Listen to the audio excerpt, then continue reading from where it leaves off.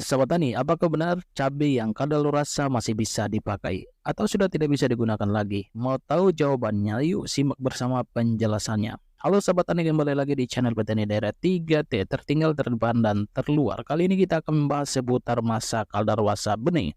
Sobat Tani, yang pernah membeli benih pasti pernah melihat tulisan kadaluarsa benih pada kemasan benih.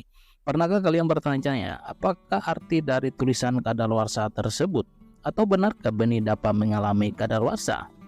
Benih kadaluarsa merupakan benih dengan masa aktif yang telah melampaui batas dan akan mengalami kemunduran kualitas apabila dibudidayakan. Benih yang kadaluarsa sebenarnya masih dapat digunakan. Tanggal kadaluarsa pada kemasan hanya menunjukkan berapa lama benih tersebut disimpan. Beberapa faktor yang dipengaruhi oleh kadaluarsa benih antara lain adalah daya berkecambah benih dan vigor benih. Semakin lama benih disimpan, cadangan makanan yang terdapat di dalam benih akan semakin berkurang, sehingga cadangan energi untuk benih dapat bertunas juga berkurang. Akibatnya hasil pertumbuhan benih kadaluarsa dan hasil panennya juga terbatas. Dalam setiap kemasan benih ada 3 hal penting yang perlu kita perhatikan. Yang pertama, tanggal kadaluarsa, yang kedua daya tumbuhnya, yang ketiga kemurnian benih. Apa artinya ketiga informasi pada label bungkusan cabai ini? Misalnya tanggal kadaluarsa tertulis 20 April 2024, daya tumbuh 95%, kemurnian 85%. Jika hari ini tanggal 26 April 2024 berarti sudah lewat tanggal kadaluarsanya, berarti semua benih tidak akan tumbuh? Jawabannya salah. Cara membacanya bukan begitu. Pabrik benih biasanya mempunyai toleransi 1-2 bulan dari tanggal kadaluarsa. Jadi mulai 20 Mei 2024, daya tumbuh benih sudah tidak lagi 95%. Apa maksudnya pabrik tidak lagi menjamin 85% benih akan berkecambah dengan baik?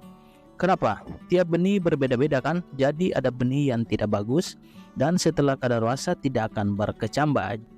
Jadi daya tumbuh 95% itu mengandung makna probabilitas dari tumbuh seluruh benih dalam kemasan 95% dalam rentang periode sebelum kadaluarsa. Apakah ada yang tidak bisa berkecambah?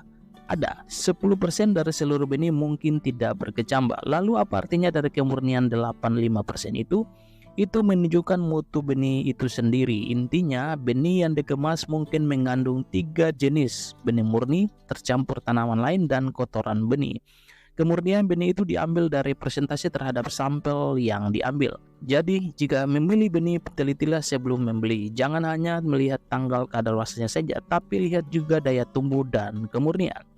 Nah, benih yang sudah turun daya berkecambahnya bukan berarti tidak bisa dikecambahkan, tetapi bisa, tapi melalui treatment. Salah satunya adalah memberi larutan ZPT dan merendamnya dengan air peroksigen. Apabila sahabat tani tetap ingin menemukan benih yang telah kadaluarsa, benih tersebut perlu diberikan beberapa perlakuan terlebih dahulu untuk meningkatkan figur benih. Perlakuan atau teknik invigorasi yang umum digunakan adalah priming, yaitu teknik untuk mengatur jumlah air yang diimbisi oleh benih serta mengatur kecepatan masuknya air ke dalam benih. Salah satu contoh teknik ini adalah perlakuan hydropriming atau teknik hidrasi dehidrasi dan menggunakan air sebagai medianya. Beberapa contoh hydropriming dapat menggunakan air kelapa, ekstrak jagung, pisang ambon, toge, maupun ekstrak tomat. Oke, sekian dulu informasi kali ini. Semoga informasi ini bermanfaat bagi sobat sekalian. Salam petani Indonesia.